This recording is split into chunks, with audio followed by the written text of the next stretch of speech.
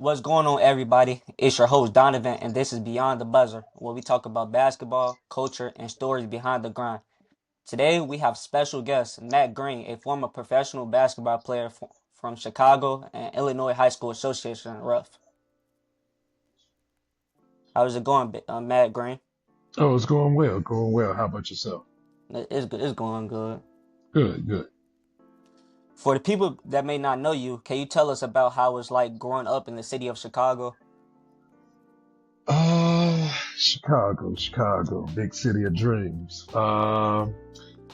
It's a great place to live. Of course, anywhere it comes with its challenges. But as far as like athletics, it's a great city for competition. We got different sizes of towns. It's a good family town, great food.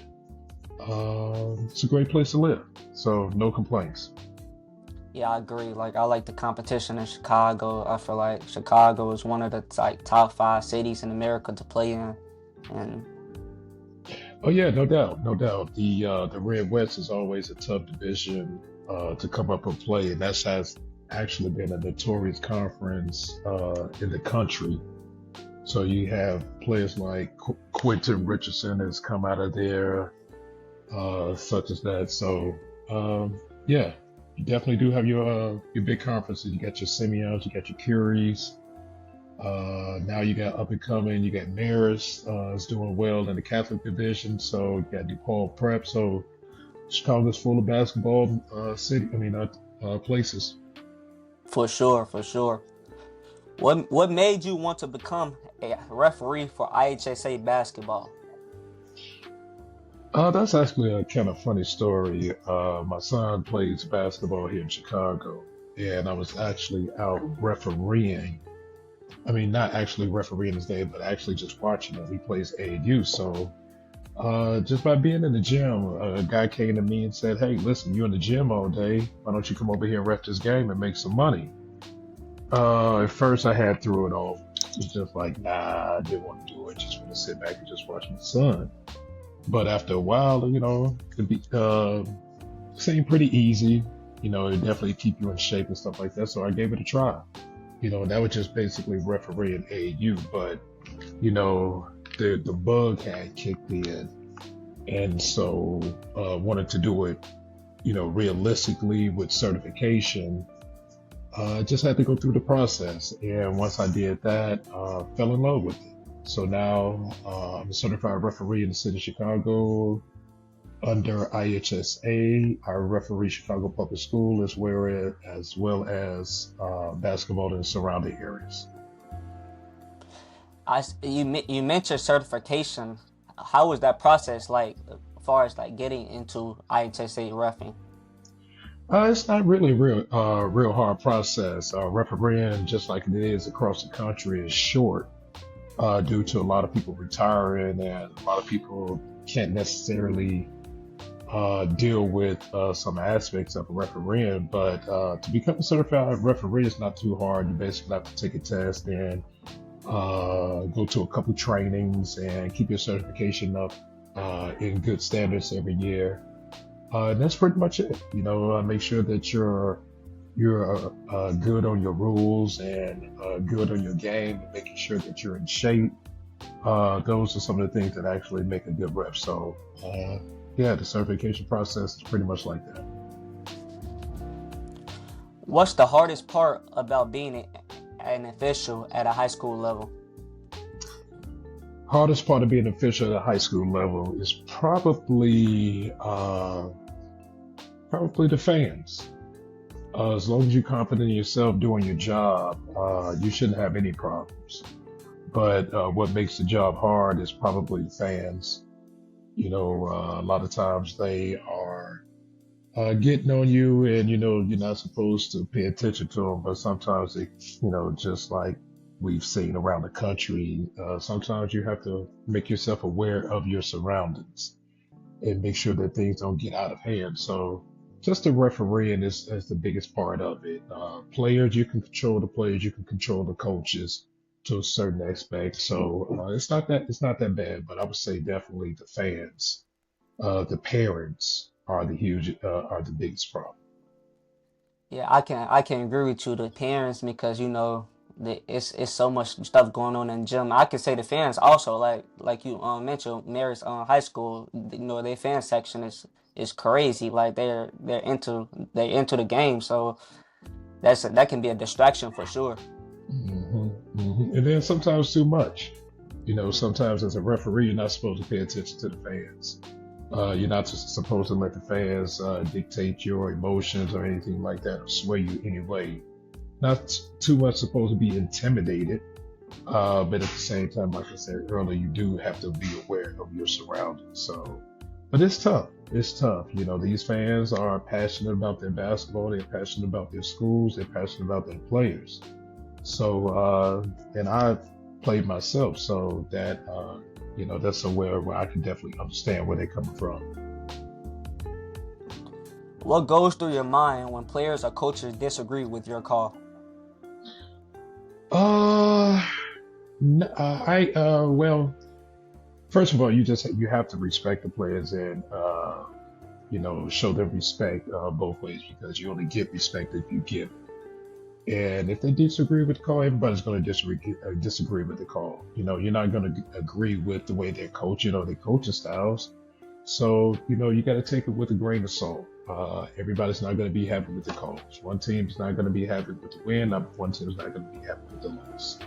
So, when players disagree, you just have to make sure that you can explain, especially if they approach you, explain it to them in a diplomatic fashion, to not embarrass anyone or not put anybody on the spot. So, I keep it pretty calm. How do you stay focused and consistent throughout an intense game?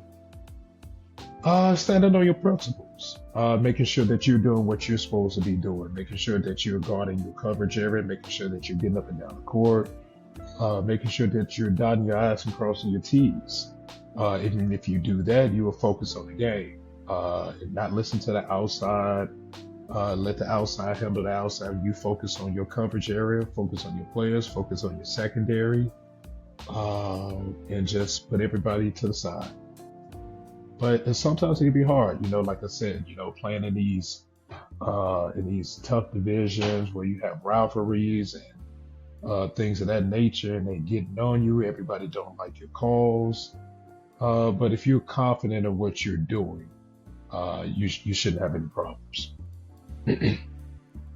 What's one rule that players or fans misunderstand the most?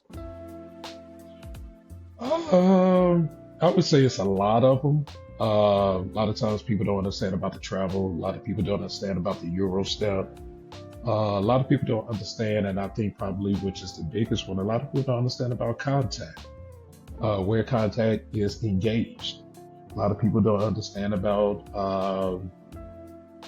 when the player's under the basket and the player's standing straight up. And you have to respect that area. And a lot of people want you to call fouls for their team. So you just have to stay within your principles and understand what you're doing is right. And understand what you're doing is within your rule book. And if you stay within your rule book, you can't go wrong. How do you build respect with players and coaches during a game? It's not necessarily built during the game. It's probably built probably even before you hit that game. If you're a good ref, people know that you are a good ref. People know that you get up and down the call, get up and down the court. People know that you're a fair ref. People know that you're a respected ref. So it makes it a lot easier, especially when you go into games. Sometimes players know you, sometimes coaches know you, and you having a great reputation makes it a lot easier. So just being respected about, that you're not being biased, that you're a fair ref, and that you hustle, that you make good calls, and that you're in position to make good calls. Those are some of the characteristics that goes into good refs to make you a good referee from a player standpoint, one that can actually explain the game or explain your call to a coach or to an opposing player so that they can understand it. What's the best way for a player to communicate with their ref without getting a technical foul? Just come up to them. Just come up to them. A lot of players just don't understand, that they could just usually just come up to a ref. Hey, listen, ref, what happened? And the ref will sit up there and explain it to you. As long as you come to him with respect, the referee will give respect back to you. Now, if you come up to a ref disrespectful, that's when problems will arise. But, for me, player can always come to me and say, hey, coach, or excuse me, hey, ref, what did I do wrong? I say, hey, listen, you may have gotten them with the body, or you may have gotten them up tight, or you may have hit them, low, but at the same time, I can explain it to them. Now, if a coach has an issue, coach definitely has to be respected. But at the same time, that the coach has to respect you. He has to definitely be in his box. And then once the situation comes about, then you explain it to the referee. I mean, to the coach. What went on, or what may have went on, what you've seen from your angle, what you may have not seen from your angle. So as long as you have a clear, concise explanation, you can definitely garner respect and won't have any issues out there. This next question might be hard, but I'm gonna see if you can answer it. What's the most intense or memorable game you ever officiated? Mm. Oh, wow. It's been a couple, but I would say probably I've had intense female games, but I would probably say one of my latest games was probably last summer. Had a great game against High Park versus Morgan Park, and it was a heated rivalry, and it was very intense. The court was packed. It was in summer league. It was hot in the gym, and tension rose. But so long as you understand what you need to do and you're confident in your game, and you're making good calls that can be explained, you shouldn't have any issues. You shouldn't have any problems. Was that the females High Park on Morgan Park, or that was the male High Park versus Morgan Park? Well, actually, that was male. That Oh, was that's male, male. but I have had some good games with Morgan Park girls. Last year, I'm not remembering exactly who they played. I think they played Kenwood, and it was a good game. It was a good game. It was at Morgan Park, and Morgan Park gets a little rowdy in their little small gym, and girls sometimes gets a little irate. A lot of times girls like to fight more than the guys, so you have to definitely be on top of your game. So Morgan Park has had a history of being a tough school to play against. So it was to be expected. For sure. Have you ever had to deal with a situation that almost got out of control? Yeah, the Morgan Park game. Yeah, the Morgan Park game. I think it was a situation where the other referee was a younger ref. I think it was maybe his first year out refereeing, and being an intense game. Sometimes the coaches know that you are a first year ref, so they're going to try to take advantage of it. And I don't think that this referee was in position to be making some of the calls that he was making. And I think he had missed a couple calls, and it wasn't a good thing. So because coaches definitely got on him. But being a veteran ref or a semi-veteran ref, I always say that I'm still young. I'm 5 years into this, so I'm very young. But being the veteran of the two refs on the floor, definitely stepped up and made sure that everything was fine, everything was respected, and everything went fine from there. But yeah, it was very intense, and it almost went there. As people may not know, you played basketball for a former powerhouse, Whitney Young High School, and you was pretty valuable to that team. Can you explain to us how that process went? Whitney Young has put out a lot of great players. We definitely are a powerhouse in the city of Chicago, but we were not really a powerhouse when I first went there. Whitney Young is known as an academic institution. And when I went there, they were basically trying to push it over to an athletic as well as an academic institution as far as basketball. And I got recruited in eighth grade, went over to with the and played with a great crew of players. And a lot of them went off to bigger universities such as myself. And it was a struggle when I first got there. Things was hard, like I said, we wasn't really known as a basketball team, so nobody really took us serious. But with the crew that they were bringing in, they had no choice but to take us serious. We were really good at what we did.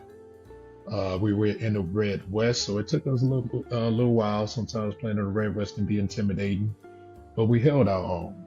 We started out in the Blue, which is probably the lowest division in the city of Chicago at that time, and we struggled. We played our butts off for a couple of years, and we moved up to the Red West.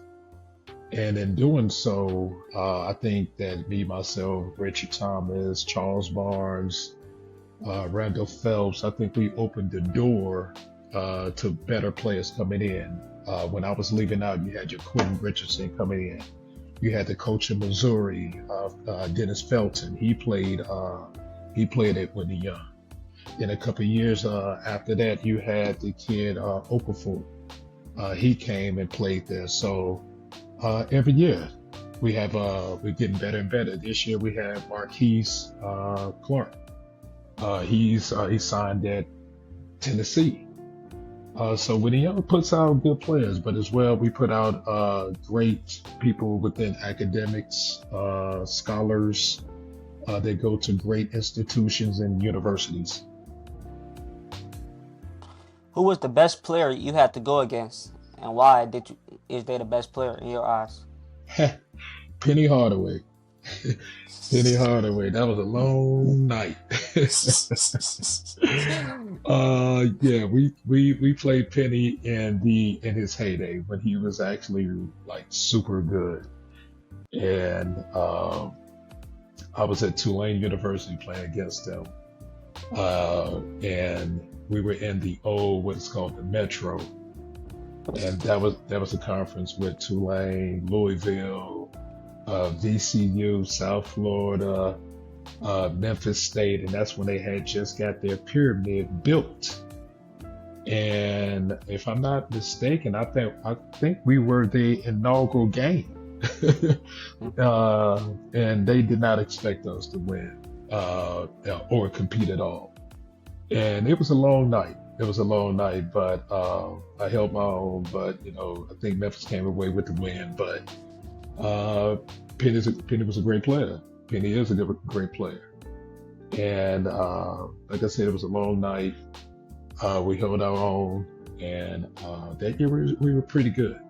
So I met up with Penny at the end of the year, and we had a lot of laughs about the game. Yeah, I definitely saw Penny Hardaway in the NBA. I respect his game. He's a talented player. He works hard. He perfects his craft. All of the above. Yeah, yeah, and a lot of people look at Penny on TV, and now he's a college coach, and I think he takes a lot of his passion that he had on the floor to his coaching style. A lot of players can't get with that, but I think that he's going to do well in his career. Like you said, he trained well, he played well, and you can see it in everything that he does. Who was the best player you played with, and why? I would probably say play with as far as on my team, or which team would you say would you want? Tulane. So, not just like in your career, in your career. I would probably say Shaquille O'Neal. He was just a beast. He was just a specimen of a man. He could just do it all. I was That's playing with him. I was playing with him in the something that's called the Olympic Festival, and just to see him and meet him for the first time, I went to Tulane in New Orleans, and he went to LSU, which is also in New Orleans. And we just heard of each team. Of course, you're gonna hear Shaquille O'Neal, and to actually see the brother and get to play alongside of him was just a remarkable feat. It was just remarkable. So he's definitely the best player. Yeah, as I see on social media and as I see like when he was doing sports broadcasting, he's definitely like funny. And then his tapes when he was in the NBA, he's very dominant basketball player. So I like Shaq game too. Yeah, he took it serious. He took it serious. Anytime you went on that court, you have to take your game serious because it's a business out there. And he went out there and took his job serious. That's why he's at where he is now. You mentioned you played basketball at Tulane. Can you explain what it takes to be a D1 athlete and what our coach is looking for? It takes a lot of hard work. It takes a lot of hard work to be a D1 athlete, especially now. Especially with the how they are getting their players right now with the what is that thing that's called that they go into? I The think, transfer portal? yeah, the transfer portal. They're taking players that are basically at other schools and not necessarily taking you coming out of high school. You have to be an exceptional player coming out of high school to go straight D1. You have to have something that's a gift. But you have to work hard. It's like super hard work. Your physical, your mental, your eating preparation, your sleeping preparation. You have to eat basketball. You have to think basketball if you want to go to that next level. Scholarships are not given out, especially with the NIL in it now. Nobody wants to really sign somebody who's just going to be a dead weight on the bench. So a lot of times, you have to sometimes go to by way of JUCO, junior college, prep school, so that you can get better. And if you're going to JUCO, you're going to prep school, you're getting better there so that you can transfer to a Division 1 and possibly make maybe some NIL money and probably make some bigger money later on down the line. But it's super tough to get in right now. Super tough to get to be a D1 athlete right now. You have to have that commitment. Yeah, I will agree. It's definitely hard trying to go to college from high school because these college coaches they like you said, they getting everybody from the transfer portal because they want experience and they want older guys on that team, and they feel, I'm not gonna say they didn't feel like the high school players don't have experience. Well, obviously they don't have experience on a college floor, but I feel like some of the high school guys can actually play with the college players, but they looking for guys with experience and played on a college level before. Yeah. You have coaches out here that are looking specifically just that. I think it was a Rick Pitino who stated uh, that he rather not take a kid rather than a grown man, and it makes sense. It definitely makes sense what he's saying. It definitely makes sense with what you're saying that you would rather have someone with that experience.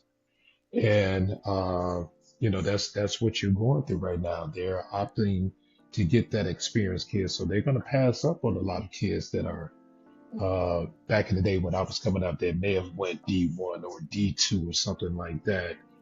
Out of high school. You're not gonna. It's not gonna be many.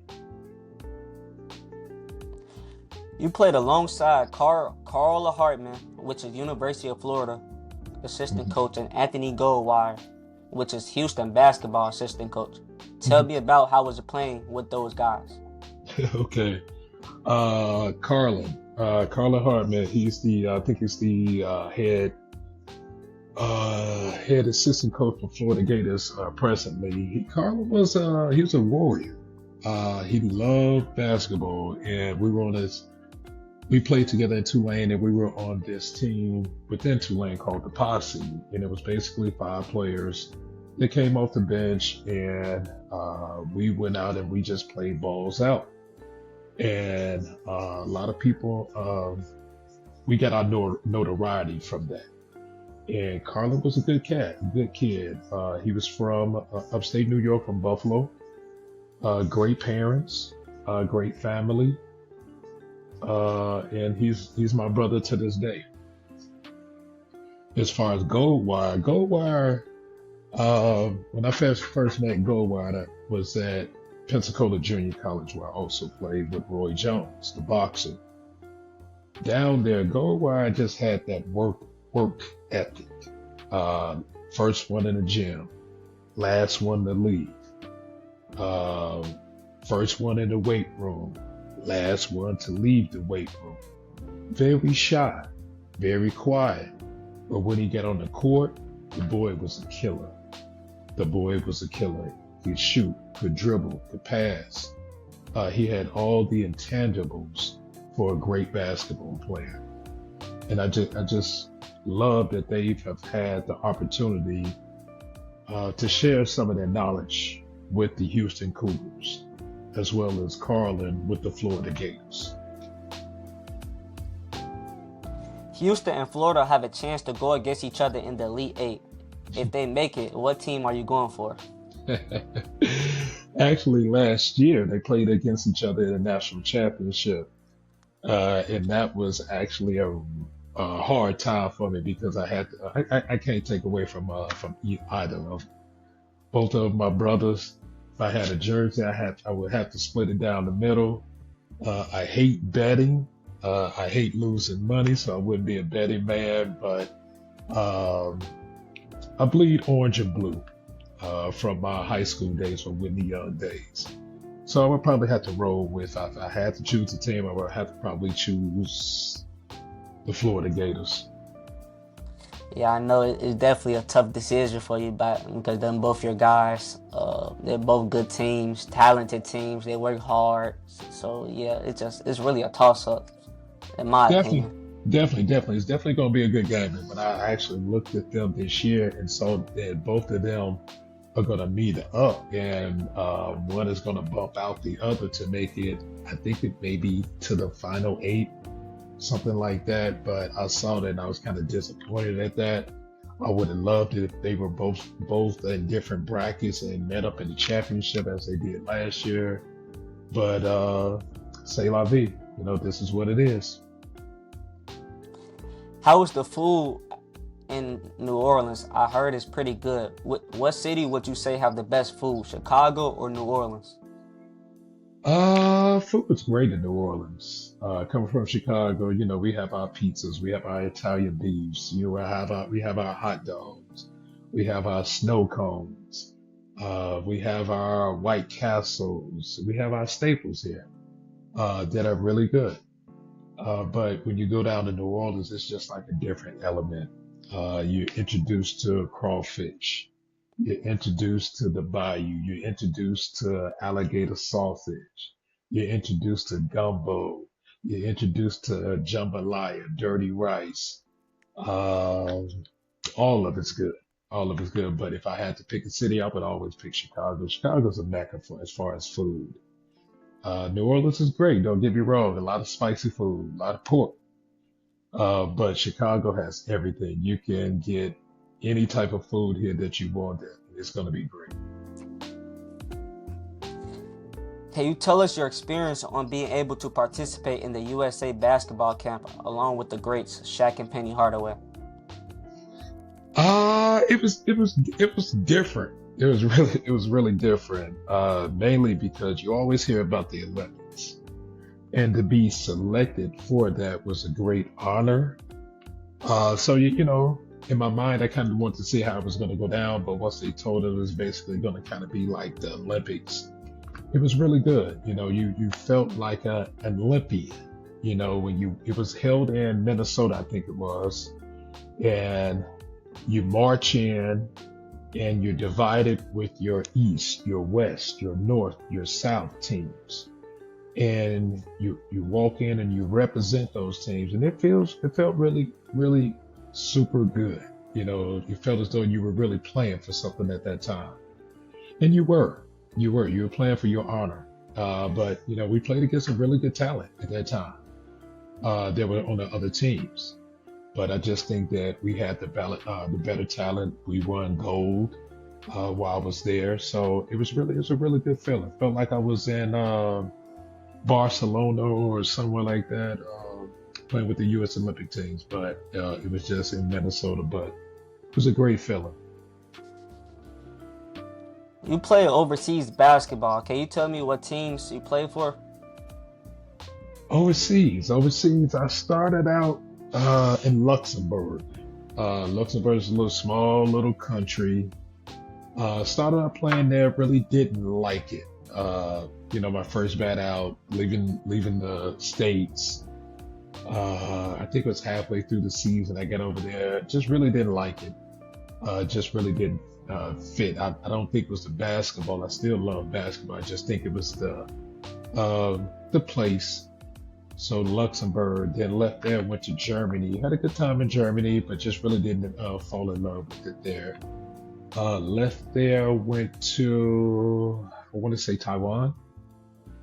Stayed in Taiwan 2 years. Played for Hung Fu and enjoyed my time. We traveled the entire country, playing against other teams. It was only 5 teams based in the country at that time. So we played each other maybe like 20 times, which was really crazy. But we had a good time over there. And then after I played in Taiwan, went and played in Israel. Now that's probably where I had the best time. More so, Israel is kind of like America in a sense. To me, a lot of people speak English. The food wasn't that bad. The culture wasn't that bad. A lot of people look at you, kind of crazy. You're a foreigner. You're an American. You're a Black American in Israel, so you're gonna get looked at differently. But as far as food, the foods were great. The people were great. My teammates were great. First year I played in a small town, I think it was a little bit north of Haifa, called Matskin. It was for a Division II team. But me and another American played there. We did really well, which made me come back the next year. Next year I played for a different team, Apol Haifa. And that was a Division I team. And we had our ups and the downs in that team. But overall had a great time. Wasn't the best team in the world, but had a good time. Had a good time. Seen a lot over there. Met a lot of friends. Still have some friends that I call friends to this day. So Israel was a great spot. But those are my countries that I've played in. What's the biggest thing you miss from home while playing overseas? Your family, especially if you are big on your family, you miss your family. But you also miss food, especially if you can't cook. You're gonna miss your food. You're gonna miss your pizza from Chicago, especially being from Chicago. So I miss my gyros. I miss my Italian fiesta. I miss my Giordano's.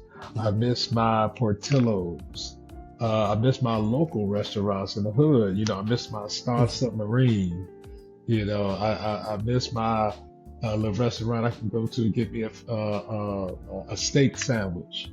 But it's just like the little small things that actually add up over time that want to make you miss it all, and all of it just culminates. But I'll probably say the biggest thing is probably your family and the food, definitely. With everything you experienced playing Division I, going overseas, and now officiating, what advice would you give to athletes who still want to stay connected to the game, even if it doesn't go exactly how it was planned? If you look at basketball has a million ways that you can stay connected to the game. Like me, refereeing. I'm staying close to the game. One, it keeps me in shape. Two, I have a connectiveness to my AAU team because a lot of my kids are in high school now. So sometimes I may referee them, or I may go to a game to see them playing. But anything that you do in life, I think that you should love. And I've had the opportunity to play basketball for a long period of time and make some money for it. And a lot of people don't. They don't love their jobs. And it's just a job to them. But playing basketball was something that was fun to me. I enjoyed it. Like I said, I got money. I got to travel. I got to meet friends. I got to see the world. So those things were really good for me. But sometimes, um, you know, people don't put everything into it. So if you're going to do something, you got to put everything into it. I was actually speaking at a career fair the other day at Austin Community High School, and I was kind of asked a similar question. But but as I told the kids, if you want to do something or you want to get a job or something like that, make sure that you like it. Have an idea of what you want to do in life, or have a plan, and maybe a backup plan, or a backup to that plan. And if you're doing something, make sure that you like it, because if you don't, you're going to be looking for another job while you're at that job.